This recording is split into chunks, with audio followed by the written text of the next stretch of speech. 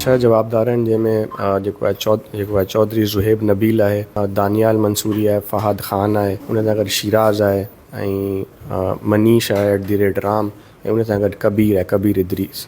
त इहे 6 ॼणा आहिनि जेके हिते क्लिफ्टन ऐं डिफेंस जे डिफरेंट इलाइक़नि में मंशियात फ़रोग़ कंदा हुआ। ऐं सॼी मंशियात जो जेको ट्रेल हुई सभु ऑनलाइन हूंदी हुई, ट्रांजेक्शन बि सभु ऑनलाइन आहिनि, फुटप्रिंट हिन जा कोन हूंदा हुआ। सेलुलर डिवाइसिस में मोबाइल फ़ोन जी सिम जे थ्रू यूज़ न कंदा हुआ, नॉन PTM मोबाइल फ़ोन हूंदो आहे, उन सां गॾो का डिवाइस कैरी कंदा हुआ। त ह्यूमन इंटेलिजेंस थ्रू सां क्रैकडाउन कयो आहे।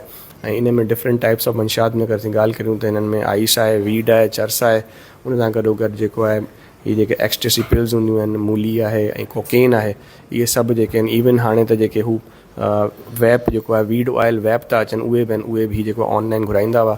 त डार्क वेब खां हिननि जी जेको आहे परचेजिंग हुई, ही पाण जेको हिननि में कबीर आहे उहो डार्क वेब ते पाण परचेजिंग कंदो, जंहिंमें एम्पायर मार्केट आहे, उन में एबस्कस मार्केट आहे, उतां ई उन्हनि मार्केट सां परचेज़ कंदा हुआ। डिफरेंट कोरियर कंपनीज़ हिननि खे डोर स्टेप ते सर्विसिस ॾींदियूं, उहो उन्हनि जो पार्सल अची वेंदो, उन खां पोइ हिते जेको आहे सॼे DHL उनखे विकिरो कंदा हुआ। ऐं जेका ट्रांजेक्शन पेमेंट जी हूंदी उहा या हुई डिजिटल वॉलेट जे थ्रू कंदा हुआ, या बिटकॉइन या कहिड़ी करेंसी हूंदी जेका क्रिप्टो करेंसी उन थ्रू थींदी हुई। एजुकेशन इंस्टीट्यूट्स में पढ़नि था त उन्हनि जी बि असां लिस्ट जेका आहे उहा ठाही आहे। उन्हनि जे हाणे पेरेंट्स खे असीं इंगेज कंदासीं, उन्हनि खे घुराए उन्हनि खे ॿुधाईंदासीं त तव्हांजा जेके ॿार आहिनि उहे अहिड़े कम में इन्वॉल्व आहिनि,